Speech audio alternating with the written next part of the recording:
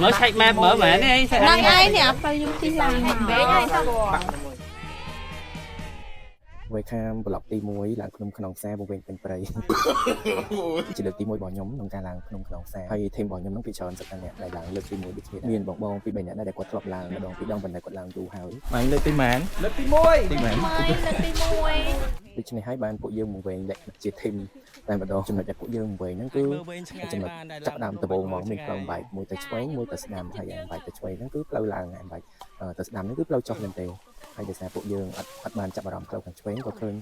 ផ្លូវខាងស្ដាំហ្នឹងដូចជាតំណងក៏នាំគ្នាដើរទៅតាមពិតទៅយើងក៏បានតាក់ទងកាយសម្រាប់នាំផ្លូវនាំអីទៅប៉ុន្តែគាត់ថាដោយសារយើងមានអ្នកស្គាល់អញ្ចឹងក៏យើងសម្រេចចិត្តថាឡើងទៅហ្មងទៅហើយកាយគាត់ឡើងចុះទៅបានឲ្យឡើងទៅមុនណាប៉ុន្តែពួកយើងមកវិញបែបជឿណាសប្បាយម្យ៉ាងដែរបន្ទាប់ពីបាយថ្ងៃត្រង់ហើយក៏បន្តដំណើរទៅទៀតនិយាយពីថាដើរឡើងបែកពងបែកអីពេញថងហើយមកដល់ចំណុចនេះគឺចាប់ដើមសង្ស័យហើយនាំគ្នាឆែកផែនទីឆែកអីមើលដល់ពេលហើយតែមែនក៏ជុំគ្នារីរាយសប្បាយចិត្តទៅសាច់ដៃវងវែង2ម៉ោងជាងហ្នឹងគឺដើរចុះមកក្រៅវិញមិនដើរឡើងទៅលើហើយក៏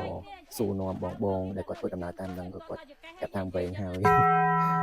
យយើងក៏បានជួបឡានការដ្ឋានបងគាត់ខាងការងារសាងសង់នៅក្នុងសហគមន៍ហ្នឹងក៏សូមគាត់ជិះធ្វើដំណើរទៅជាមួយអរគុណមែនតើគាត់បានជួបឡើងទៅដល់សហគមន៍ហ្មងទាំងដែលដំណើរគាត់អត់ត្រូវទៅដល់ហ្នឹងទេហើយក៏បានជួបអ៊ំដែលគាត់ធ្វើការនៅហ្នឹងក៏គាត់ជូនទៅម្ដងទៀតឲ្យច្បាស់ថាផ្លូវដែលយើងឡើងហ្នឹងគឺត្រូវ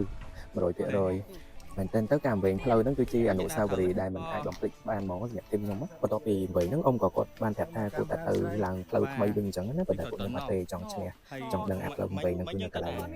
គឺនៅតែបន្តឆ្លងឡើងអាផ្លូវវែងហ្នឹងដែរអញ្ចឹង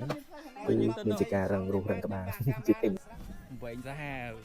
អញ្ចឹងតម្រូវតែពួកយើងហៅផ្លូវដែលត្រូវឡើងឃើញគឺចាប់ដើមឡើងមក2ជាងមកហើយមួយក៏ចាប់ដើមអួតអាប់ធ្វើទុក ដងទៀតតោះដឹងតែត្រូវម្នាក់ហ្នឹងគឺអត់ខ្យល់ខ្លាំងតែនៅតែតស៊ូពួកអីចំណាយធម្មពលដល់ពេលដែលយើងវែងហ្នឹងគឺសឹងតែ70-80% បាត់ហើយយើងត្រូវចាប់ដើមមកឡើងសារថ្មីម្ដងទៀតម្នាក់ហ្នឹងគឺហត់ឡាស់ហ្នឹងហើយវងវែងតែសប្បាយ